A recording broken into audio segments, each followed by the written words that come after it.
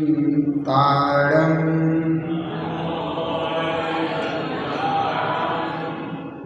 नमो सिद्धाणं नमो आयर्याणं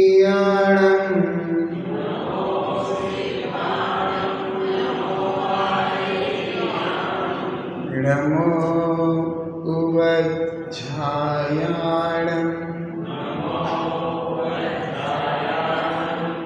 नमो लोये सौवसावूणं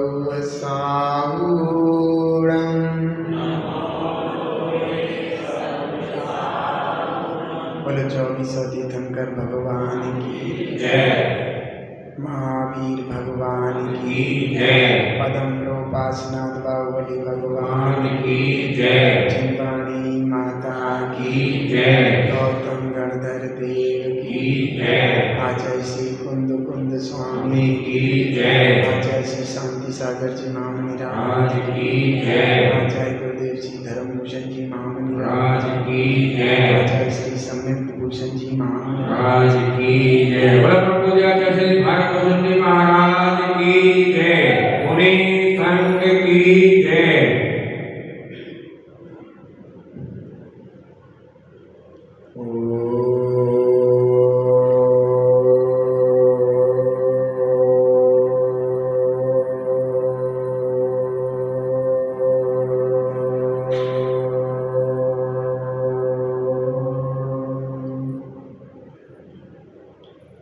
तीर्थंकर परमदेव भगवान अरिहंत केवली ने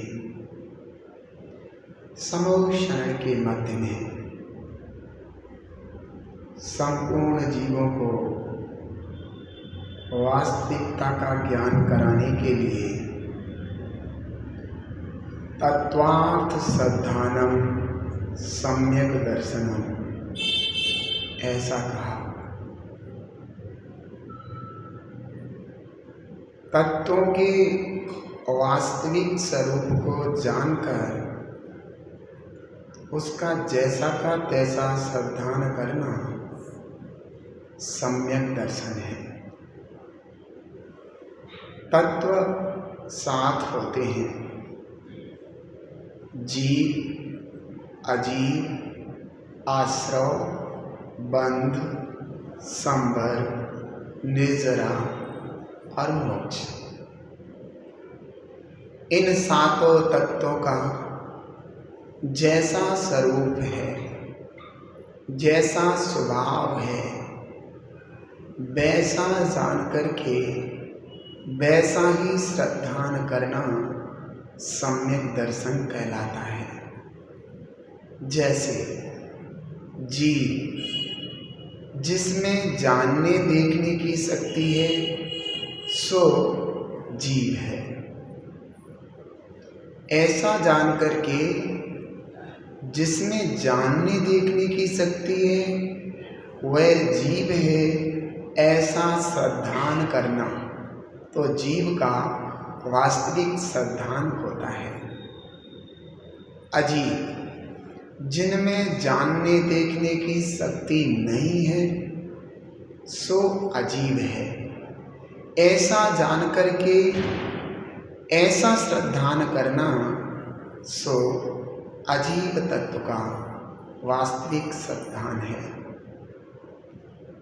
आश्रव, राग, द्वेष आदि जितने भी परिणाम हैं, जितने भी विभाव भाव हैं, ये मेरे अहित करने वाले हैं, हमारे आत्मा को पतन कराने वाले हैं, ये हमारे लिए दुख के कारण हैं। ऐसा जान करके आश्रव का जैसा का तैसा श्रद्धान करना वास्तविक आश्रव तत्व का श्रद्धान है।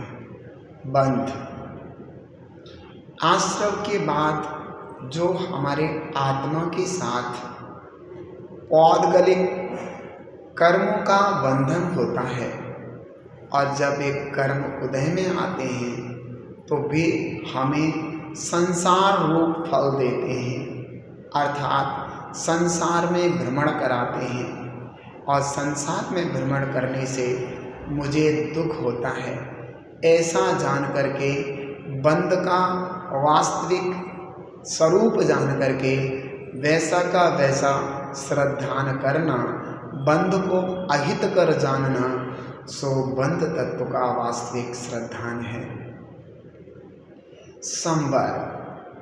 संवर जो कर्म का आना है वो रुक जाना, ऐसे परिणामों से संवर होता है। जैसे पाप का संवर, पुण्य रूप परिणामों से, पुण्य भावों से पाप का संवर होता है। जब हम पुण्य रूप परिणाम करते हैं, शुभ परिणाम करते हैं, तब पाप भाव जो है वो नहीं आता, अर्थात पापों का आश्रय नहीं होता। उस समय पाप का संवर होता है। और जब हम पूर्ण रूप से वीतराग स्वभाव में स्थित हो जाते हैं, उस समय हमारे पुण्य और पाप दोनों का संवर होने लगता है, दोनों ही नहीं आते। उस समय हमारे संवर परिणाम वास्तविक पूर्ण संवर परिणाम होता है। संवर परिणाम को अपने जीवन में हितकारी समझ करके उसका वैसा का वैसा श्रद्धान करना संवर तत्व का वास्तविक श्रद्धान है। निर्जरा तत्व, कर्मों के एक देश क्षय होने को निर्जरा कहते हैं। और यह निर्जरा अपने समय पर तो सभी जीवों को होती रहती है, परंतु तप, सम्यक तप के द्वारा जब इच्छाओं को रोक करके सम्यक तप किया जाता है, आत्मा की आराधना की जाती है, आत्म स्वभाव में संलग्न हुआ जाता है, उस समय पूर्व में बंधे हुए आगे भी उदय में आने वाले जो कर्म होते हैं वो समय से पहले झड़ करके नष्ट हो जाते हैं और समता भाव पूर्वक वह जीव उनको भोग लेता है, अर्थात विभाव परिणाम नहीं करता है। उस समय वास्तव में ऐसा जानना वास्तविक यथार्थ निर्जरा का स्वरूप है। अर्थात निर्जरा हमारे आत्मा के लिए हितकारक है, ऐसा समझना, सो क्या कहलाएगा? सो कहलाएगा निर्जरा का वास्तविक श्रद्धान। मोक्ष, संपूर्ण कर्मों का पूर्ण रूप से नष्ट हो जाना हमारे आत्मा के लिए सर्वश्रेष्ठ कार्य है, हमारे आत्मा के लिए सबसे उत्कृष्ट कार्य है। ऐसा जानना और ऐसा बंध तत्व, ऐसा मोक्ष तत्व का श्रद्धान करना कि मोक्ष तत्व के प्राप्त होने पर इस जीव को वास्तविक सुख होता है, ऐसा का तैसा श्रद्धान करने का नाम मोक्ष तत्व का वास्तविक श्रद्धान है। भगवान ने इन तत्वों का जैसा का तैसा स्वरूप कह के भव्य जीवों का परम उपकार किया। अनेकों भव्य जीवों ने सम्यक दर्शन को धारण करके अपने जीवन को पवित्र और उत्कृष्ट बनाया और भगवान बनने का प्रथम चरण प्रारंभ किया।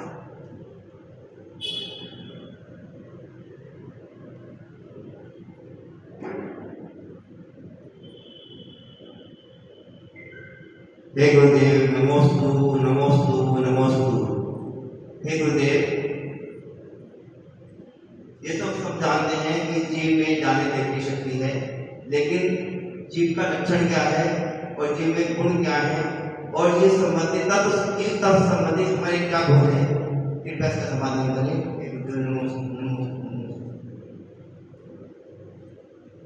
आपका प्रश्न ठीक है।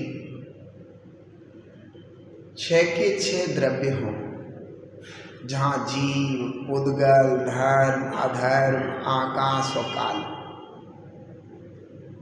तो हम जीव तक कैसे पहुँच सकते हैं? तो जीव तक पहुँचने के लिए जीव के ऐसे लक्षणों को हमें देखना पड़ेगा जो लक्षण अन्य द्रव्यों में ना हो। तो जीव का ऐसा लक्षण जो अन्य द्रव्यों में नहीं पाया जाता, जानना और देखना ही है। इस जानने देखने रूप लक्षण से ही हम जीव तक पहुंच सकते हैं, क्योंकि जानने देखने रूप लक्षण पुद्गल में नहीं है, धर्म द्रव्य में नहीं है, अधर्म द्रव्य में नहीं है, आकाश द्रव्य में नहीं है और काल द्रव्य में भी नहीं है। इसलिए जीव तक पहुंचने के लिए हमें जानने और देखने रूप लक्षण को ही स्वीकार करके वहाँ तक हमारा पहुँच हो सकती है, वहाँ तक हम पहुँच सकते हैं।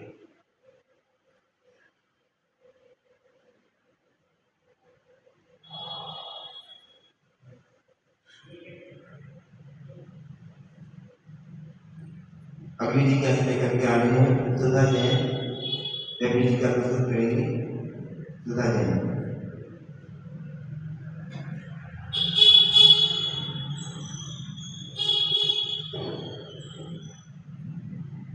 नमस्कार गुरुदेव, नमस्कार गुरुदेव, नमस्कार गुरुदेव।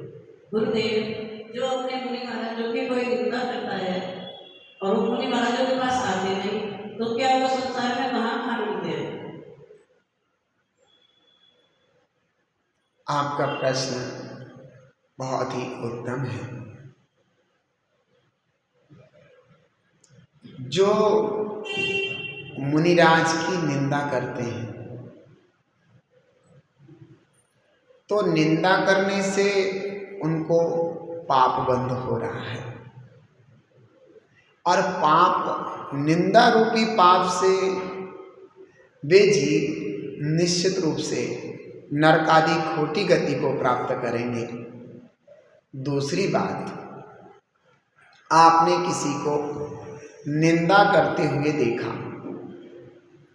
उस समय आपने सामने वाले को निंदा करते हुए देखा है, तो हमारे अंतरंग में उसके प्रति द्वेष का और क्रोध का भाव नहीं उत्पन्न होना चाहिए, क्योंकि उसने दिगंबर मुनिराज की निंदा की है तो निश्चित ही रूप से वह अज्ञानी व्यक्ति है। ऐसे अज्ञानी तुम कई बार कई भवों में रहे, इसलिए हमें वहाँ रोष प्रकट नहीं करना है, उसे वास्तविकता का ज्ञान कराने का भाव रखना चाहिए। भैया, आपने ऐसा शब्द बोला, पता है आपको कितना पाप का बंध लगा होगा।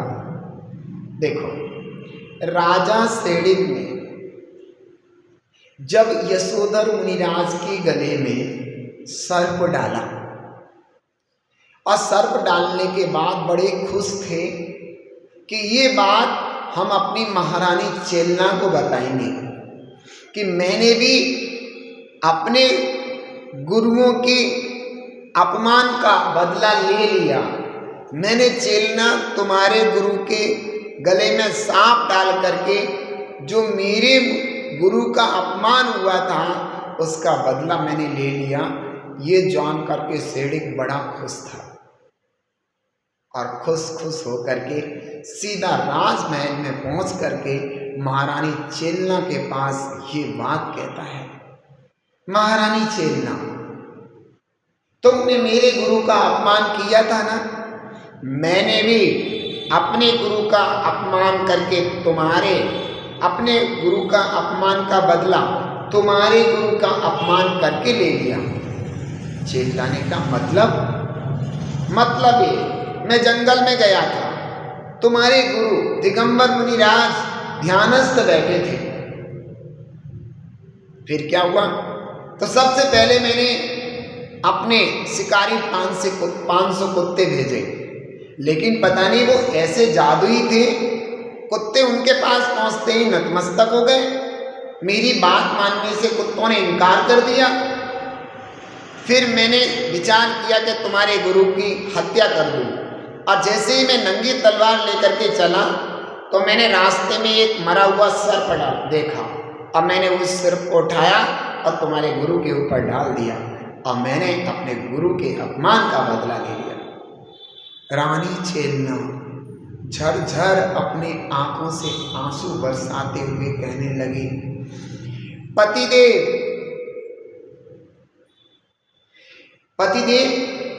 वे दिगंबर मुनिराज, वे निर्गंत मुनिराज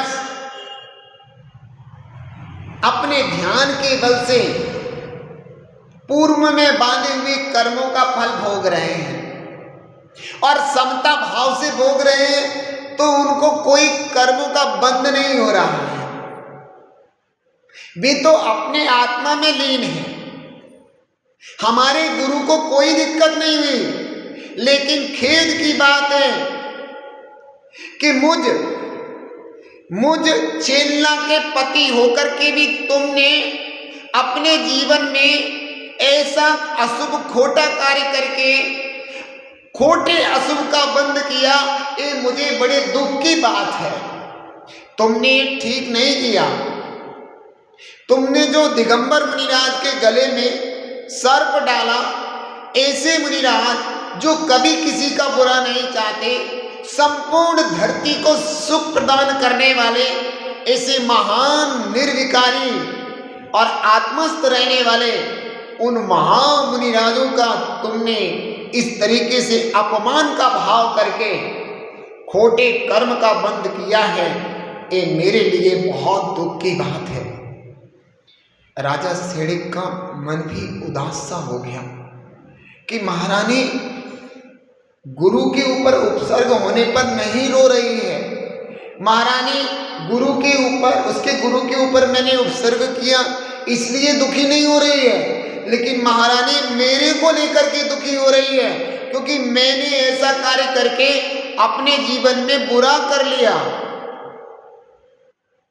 तो अब राजा सेडिक ने कहा, चलो महारानी जी, हम दोनों साथ चलते हैं और वहां देखते हैं कि क्या स्थिति घटित हुई है। राजा सेडिक और रानी चेलना दोनों वहां पर पहुंचते हैं।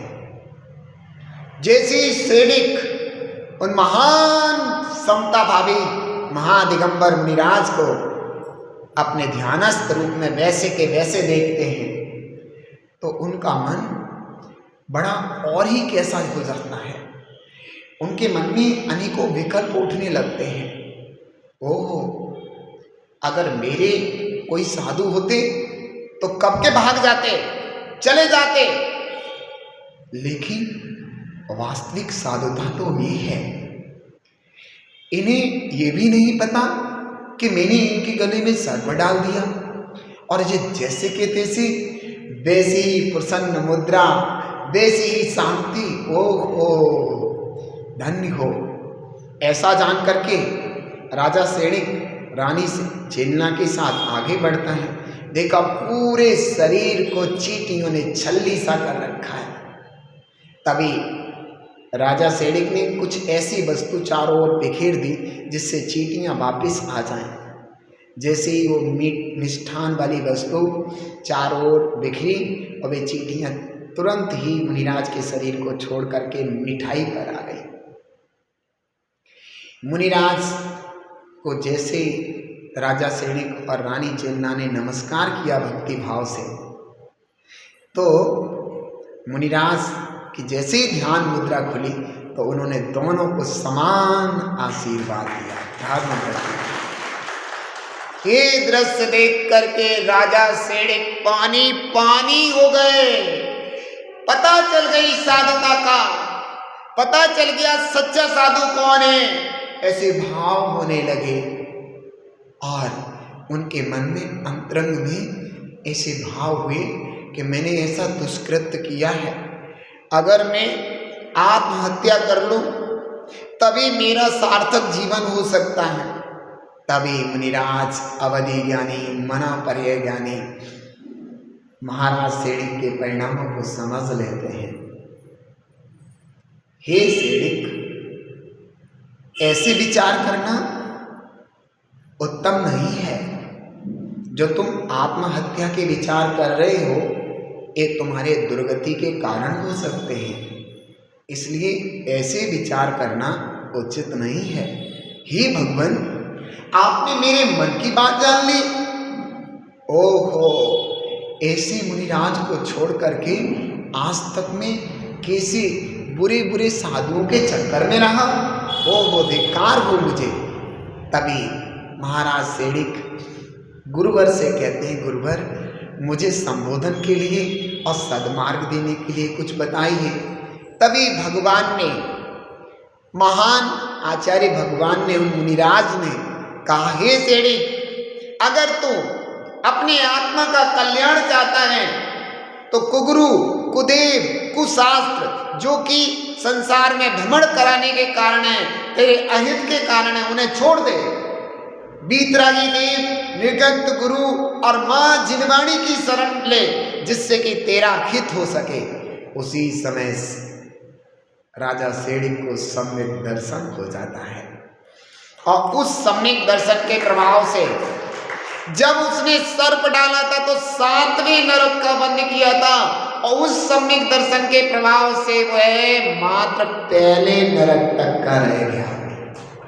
एक सम्यक्त्व का प्रभाव था। तो भक्त जीवों, हमें किसी के प्रति रोष प्रकट नहीं करना।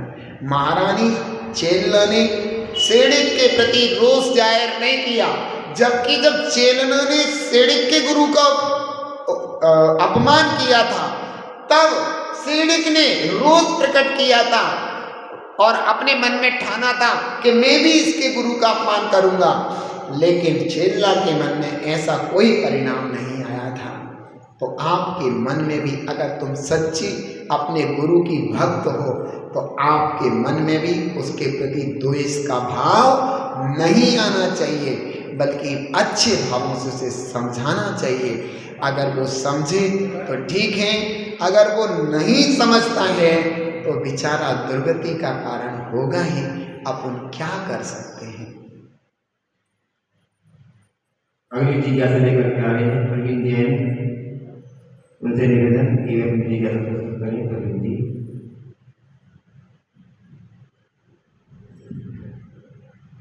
पूज्य गुरुदेव श्रीवास गुरुदेव, नमो का मंत्र महान है, सभी जानते हैं, लेकिन इसमें कई बार एक संशय होता है नमो और नमो शब्द का। वैसे तो ज़्यादातर नमो ही शब्द का इस्तेमाल करते हैं, लेकिन इसमें मैं चाहूँगा कि इस शंका का समाधान करें कि उचित शब्द कौन सा है, नमो या नमो। नमोस्तु गुरुदेव, नमोस्तु। आपका प्रश्न बहुत उत्तम है। ये लिपि का फर्क है और भाषा का फर्क है।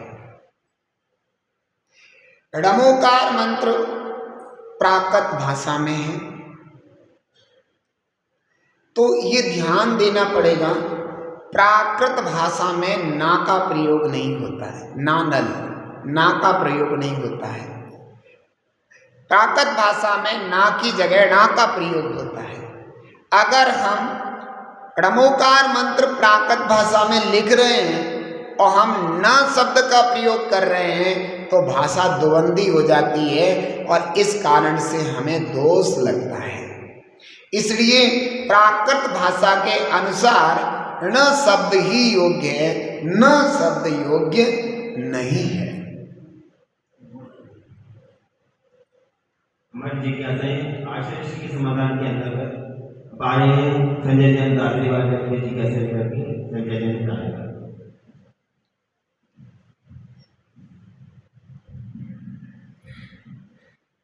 गुरुवर नमोस्तु, नमोस्तु, नमोस्तु।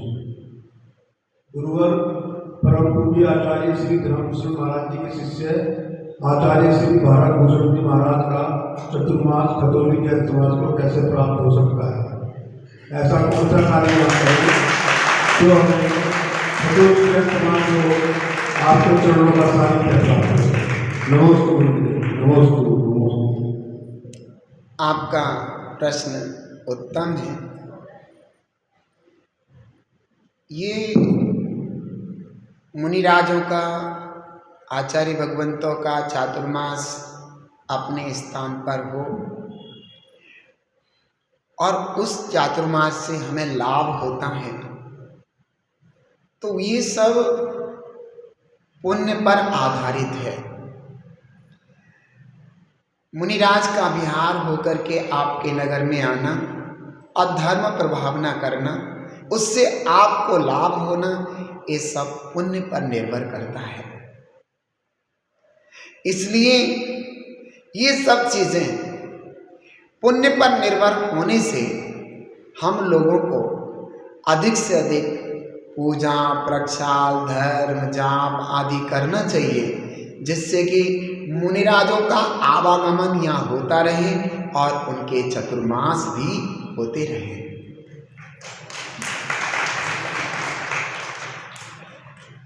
अगली जिज्ञासा लेकर आ रहे हैं पवन जैन। पवन जी से निवेदन की हुई अपनी जिज्ञासा प्रस्तुत करें। आचार्य शिष्य माता जी।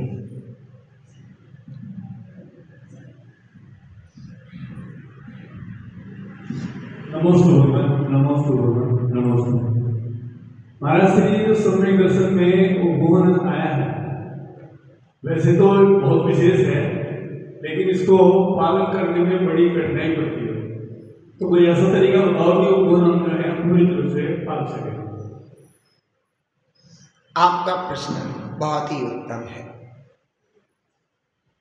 सम्यक दृष्टि जीव को उपगुहन अंग का पालन करने में कोई भी कठिनाई नहीं होती, बल्कि बड़ी सुगमता और सरलता होती है। वास्तविकता को कहना बुरी बात नहीं है। यहां पर कहा गया है उपगुहन अंग में कि दूसरे के दोषों को छिपाना और गुणों को कहना, अपने गुणों को छिपाना और दोषों को कहना, इसमें क्या बुरी बात है। हम अपने गुणों को ना कह करके हमेशा दोषों को कहें कि देखो आप लोग कितने अच्छे हो, आप डेली प्रक्षाल करते हो, पूजन करते हो, लेकिन मैं कितना बुरा हूँ, कभी कभी ही मौका मिल पाता है मुझे, आप धन्य हो। तो सामने वाले के गुण कहे हमने और अपने दोष कह दिए, लेकिन मेरे में बहुत सारे गुण हो सकते हैं, तो हमें अपने गुणों पर ध्यान नहीं देना है। क्यों? गुण तो हमारे भी हैं ही, भी तो कहीं जा ही नहीं रहे हैं। हमें निकालना क्या है? क्या निकालना है? दोषों को निकालना है। तो हमें दोषों पर ध्यान देना चाहिए, अपने दोषों पर, समझ में आए? और दूसरों से हमें दोष लेना है या गुण लेना है, तो हमें उसके गुणों पर ध्यान देना चाहिए। देखिए मैं आपको बताता हूँ, ये बहुत सरल बात है। अच्छा एक बात बताओ, आपके पास खीरा है, ठीक है? आपके पास क्या है? खीरा। खीरा खाने वाला खीरा, खीरा ककड़ी खीरा, आपके पास खीरा है, ठीक है? तो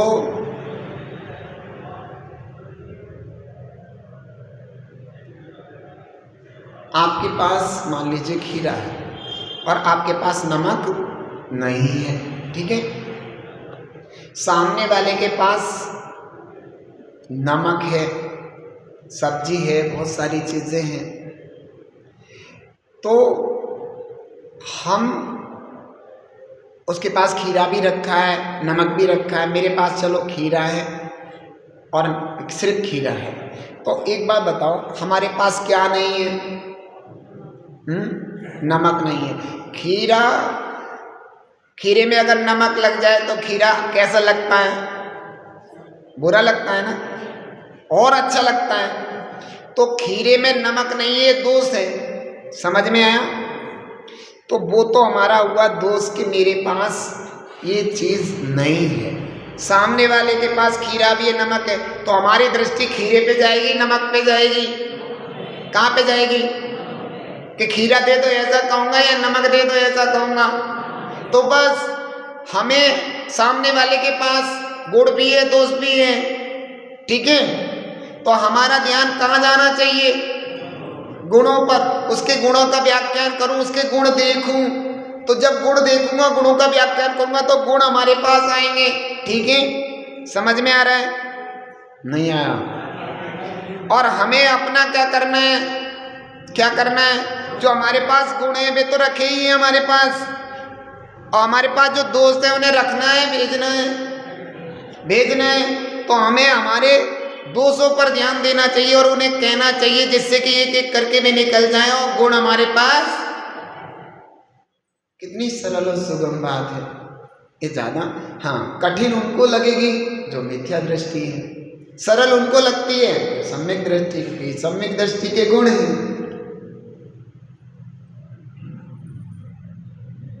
हमारी जिज्ञासा है आचार्य श्री के समाधान के अंतर्गत अगली जिज्ञासा लेकर के लेना चाहिए, जो अपनी जिज्ञासा प्रस्तुत करें। आचार्य श्री समाधान करने के लेना चाहिए। ये नमस्तु आचार्य श्री, ये प्रश्न मेरी बेटी का है। वो पूछ रही थी कि जो ईमानदारी और मेहनत से पैसा कमाया हुआ दान देते हैं मंदिर में, और दूसरे लोग नंबर 2 का पैसा, कमीशन का पैसा दान देते हैं मंदिर में, तो क्या दोनों को गुण बराबर मिलेगा या अलग अलग मिलेगा? बहुत अच्छा प्रश्न है। अब ध्यान से इसको समझेंगे। एक तरफ व्यक्ति ईमानदारी से पैसा कमा रहा है, दूसरी तरफ व्यक्ति बेईमानी से पैसा कमा रहा है। पैसा दोनों कमा रहे हैं। पैसा कमा के रख लिया गया, ठीक है। ईमानदारी से पैसा जो कमाया गया है उसमें, और बेईमानी से पैसा कमाया गया है उसमें। बेईमानी से जो पैसा कमाया गया है उसमें उसने खूब पाप किया है, तभी तो बेईमानी कहते हैं। बेईमानी नहीं, पाप, गलत। अब उसने पाप तो कमा ही लिया बेईमानी से, समझ में आ गया। और यहाँ पुण्य, यहाँ बेईमानी नहीं की है, इसने भी पैसा कमा लिया, दोनों के पास पैसा है। अब बेईमानी से जिसने पैसा कमाया उसने अपना पाप तो कमा ही लिया है, और जो ईमानदारी से कमाया है तो उसने भी हिंसा वगैरह पाप किए हैं, वो बात एक अलग है। लेकिन बेईमानी पाप नहीं की, ये भी बात एक अलग है। चलो, अब दोनों ने पैसा कमा लिया। अब मैं देखता हूँ ईमानदार व्यक्ति ने दान इसलिए दिया कि जो हिंसा आदि करके जो पाप कमाया गया है, क्योंकि वो पैसा कमाया गया, पैसा कमाने में हिंसा तो होती है, चाहे बेईमानी से कमाओ चाहे ईमानदारी, क्योंकि धंधा पानी उठाना धरना सब जीव हिंसा तो होती है। तो इसने ईमानदार व्यक्ति ने कहा कि मैंने जो भी अपने पैसा कमाने में जीव हिंसा की है तो वो पाप मेरा कम हो जाए, कम लगे, इसलिए उसने धर्म में दान दिया। इसलिए दिया नहीं, किस लिए देते हैं ऐसे? अरे बोलते क्यों नहीं है? अरे मैं ही तो मौन हूं, आप तो खुले हैं। ऐसे ही देते हैं ना, जिससे हमारे पाप कमाया हुआ है वो कम हो जाए। चलो, अब बेईमानी वाले ने हिंसा भी की है और बेईमानी भी की, तो उसने बहुत बड़ा पाप इकट्ठा किया। लेकिन इकट्ठा तो कर ही लिया, लेकिन अब उसके भाव बने कि मैंने पाप से पैसा कमाया है, अगर मैं इसको दान में दे दूं, तो उसने अच्छे भावों से वो पैसा दान में दे दिया। समझ में आ रहा है? तो क्या उसको दान में देने से पुण्य नहीं लगेगा? उस समय अच्छे भाव किए हैं तो पुण्य नहीं लगेगा? लगेगा, लेकिन उसका वहाँ पाप डबल था और उसका पुण्य कम है। समझ में आ गया? क्योंकि उनने हिंसा भी की और बेईमानी की, डबल पाप किया है। और ईमानदार वाले ने हिंसा तो की है लेकिन बेईमानी नहीं की, तो सिंगल पाप है, तो उसको पुण्य ज़्यादा लगेगा ईमानदारी को, और बेईमानी वाले को पुण्य कम लगेगा। समझ गए? क्योंकि उसका पाप ज़्यादा था। अगली जिज्ञासा लेकर के आ रहे हैं सरिता जी हैं।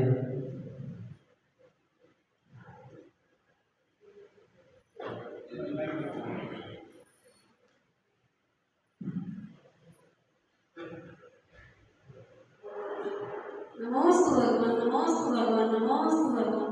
भगवान, हम चारित्र और पुराणों में पढ़ते हैं कि कई कई राजा एक साथ भिक्षा ले लेते हैं, एक के साथ 1000 ऐसी भिक्षा ले लेते हैं सब लास्ट में। तो मतलब जैसे यहाँ पर ऐसे मरण होता है, ऐसे वहाँ कहीं कुछ दिखाने को मिलता नहीं, सब दीक्षित होके ही जाते हैं, हंसवा के जाते हैं मतलब। तो यहाँ पर ऐसे क्यों नहीं किसी का भाव बनता है एक के साथ एक भी दीक्षित हो जाए, या एक के साथ ज़्यादा तो वही सकते, मतलब एक के साथ एक भी को वैराग्य आ जाए, वैराग्य आता भी नहीं, मतलब तो वैराग्य जल्दी आ जाता था। किसी भी चीज़ को देखा, जरा सभी भक्त शरीर को उसकी चीज को देखा, तीर्थंकरों ने भी तो वैराग्य। आप अपने प्रश्न को शास्त्र ना बनाएं, हम आपका प्रश्न समझ चुके हैं। बहुत अच्छा प्रश्न है इनका।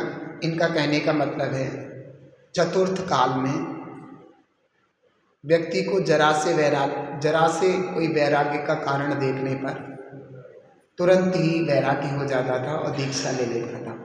लेकिन आज पंचम काल में अनेक कारण उपस्थित होने पर भी वह दीक्षा के परिणाम नहीं कर पाता। यही प्रश्न था। तो आपने पूरा शास्त्र रच दिया। ये मतलब हाँ, कोई नहीं। तो अब इस पर हम थोड़ा सा विचार करते हैं। इस दुखम पंचम काल में जीव दुराचारी, पापी, हीन वृत्ति वाले पैदा होते हैं। मायाचारी, दुष्ट, ऐसे जीव इस पंचम काल में पैदा होते हैं। पिछले जन्मों में जिन्होंने दुराचार, मायाचार, दुष्टता ऐसे भाव किए हैं, वे जीव यहाँ करके उत्पन्न हो जाते हैं और उनके भी दृढ़ संस्कार बने रहते हैं। इसके कारण अनेकों उपस्थितियां वैराग्य होने पर भी, अनेक कारण उत्पन्न होने पर भी उनको वैराग आता भी है और फिर वो पिछले वाले जो संस्कार हैं उन्हें दबा देते हैं, फिर नहीं भी आता है। तो इस तरीके से यहाँ पर पंचम काल में ऐसा होता है। लेकिन ऐसा भी नहीं है कि किसी को भी नहीं आता हो। अगर नहीं आता तो इतने मुनिराज क्यों हैं, इतने आर्यका क्यों हैं, इतने त्यागी व्रती क्यों हैं? लेकिन बहुतायत नहीं है। अब देखो यहाँ पश्चिमी उत्तर प्रदेश में तो बिल्कुल भी इस दीक्षा के भाव नहीं बनते। जहाँ तक कि रात्रि का पानी की बात करूँ, भोजन की बात करूँ, तो भी परिणाम नहीं बनते। और रात्रि का अन्न मात्र छोड़ करके कहेंगे हमारे रात्रि भोजन का त्याग है। बताओ कितनी बड़ी मायाचारी है। रात्रि भोजन का त्याग, खाद्य, स्वाद, लेय और पेय, जल का तक का भी या मुंह में उंगली डालने तक का भी त्याग होने का मतलब है रात्रि भोजन त्याग। लेकिन ये अन्न मात्र के त्याग को क्या कहते हैं? कहते हो बोलते क्यों नहीं? अन्न का त्याग, मात्र अन्न का त्याग करके कहते हैं रात्रि भोजन त्याग है। गलत है। ये कहना चाहिए मेरा रात्रि के अन्न का त्याग है। क्या कहना चाहिए? रात्रि भोजन का त्याग नहीं है। भोजन में पानी तक आता है, खाद्य, स्वाद, लेय और पेय सब कुछ आता है। यानी कि भोजन में मुंह में उंगली देना भी आता है। तो रात्रि में चारों प्रकार के आहार का त्याग होने को ही रात्रि भोजन त्याग कहते हैं, ना कि अन्न मात्र के त्याग को रात्रि भोजन त्याग कहते हैं। अब बताओ रात्रि भोजन त्याग किस किस का? किन्हीं का होगा, सबका नहीं। और अन्न का त्याग बहुतों का होगा। तो मेरे तो रात्रि भोजन का त्याग है, ऐसा कहना उचित नहीं होता। क्योंकि शब्दों को भी भले ही तुम्हारा अभिप्राय ठीक हो, लेकिन कोई मुनिराज आए और उनके चारों प्रकार के आहार के त्यागी से ही आहार लेना हो तो तुम कहोगे, वो कहेंगे रात्रि भोजन त्याग है, तो तुम कह दोगे हाँ, और तुम्हारा क्या है रात्रि का? अन्न का त्याग। तो वो झूठ हो गया। तो शब्दों का भी प्रयोग ऐसा करो कि जो शब्द जहाँ बोलने चाहिए वहीं बोलने चाहिए। नमक को आप नमक को फिटकरी कह सकते हैं, फिटकरी को नमक कह सकते हैं? और हम फिटकरी लाएं और सामने वाले ने नमक मंगाया है तो वो मेरे से पूछे क्या है, तो मैं कह दूं नमक है फिटकरी को, और वो डाल ले उसमें, तो उसका भोजन सही हो जाएगा? तुम्हारा अभिप्राय तो ठीक था, तुमने कहा नमक है ये मत डालो, उन्होंने कहा नमक है तो क्यों ना डालूं, तो वो डाल लेगा। तो शब्दों का चुनाव भी ठीक होना चाहिए। अरे बहन जी आप रुको, आप रुक जाओ। अरे भैया पूरी फैमिली रुक जाओ, शांति से बैठो। समझ में आ गया? तो इस तरीके से ऐसे ही चतुर्थ काल में जो जीव पैदा होते हैं वो पिछले जन्म, ऐसा नहीं है मिथ्या दृष्टि नहीं होते, मिथ्या दृष्टि होते हैं। चतुर्थ काल में ऐसे भी जीव होते हैं जो 7वें नरक में भी जाते हैं, लेकिन पंचम काल में ऐसे पाप नहीं कर सकते जीव जो कि 7वें नरक तक जाए।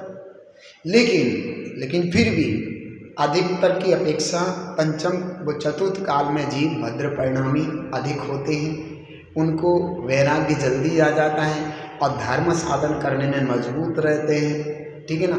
ऐसी व्यवस्थाएं चतुर्थ काल में हैं, तो इसलिए वहाँ दीक्षाएं वगैरह जल्दी जल्दी हो जाती हैं, क्योंकि दीक्षा लेना है, मोक्ष जाना है तो वे चतुर्थ काल में ही पैदा होंगे, वे पंचम में थोड़ी हो जाएंगे। पंचम में हो जाएंगे, मोक्ष जाना है जी, तो जो मोक्ष जाने वाले जीव वो चतुर्थ काल में पैदा होंगे।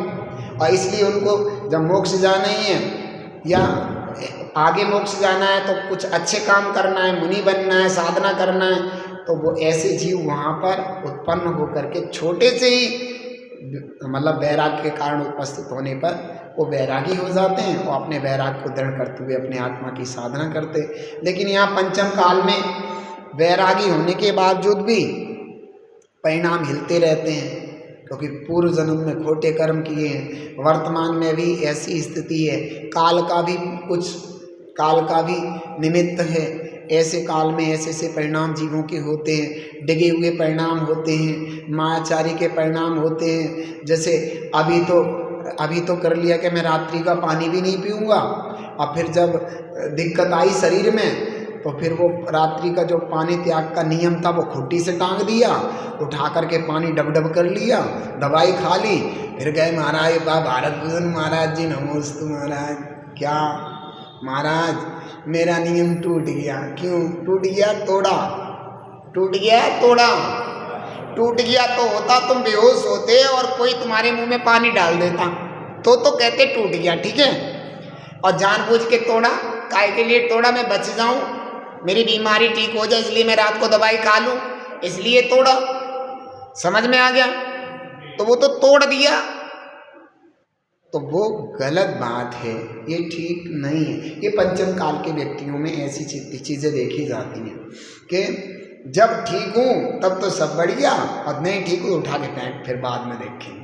तो ये नियम कानून ऐसे नहीं होते हैं। जान चली जाए लेकिन नियम ना टूटे, तभी उससे महान पुण्य का अर्जन होता है। लेकिन सभी जीव ऐसे नहीं होते हैं, बहुत से जो अपने जान पर खिल के भी अपने संयम नियम की रक्षा करते हैं। तो आप समझ गए होंगे कि भाई इस समय बैराग के प्रसंग होने पर भी, ये सब कुछ होने पर भी जीव के परिणाम थोड़े से ऐसे ही रहते हैं। ये पंचम काल का दुष्प्रभाव है, सबके नहीं रहते, कुछ के अच्छे भी रहते हैं, कुछ के ऐसे हो जाते हैं। और अपने परिणामों को सुदृढ़ करना चाहिए, क्योंकि अधिकतर अपने मन में सोचना चाहिए नहीं अब की बार हमें चूकना नहीं है, जो भी नियम कानून लेना है हमें आगे बढ़ना है, और हमें वैराग्य का कारण उपस्थित होने पर और वैराग्य बढ़ाना है। संयम नियम के पथ पर चल के अपने आत्मा का कल्याण करना, इसी भावना के साथ होगा। ये जिन वाणी भारती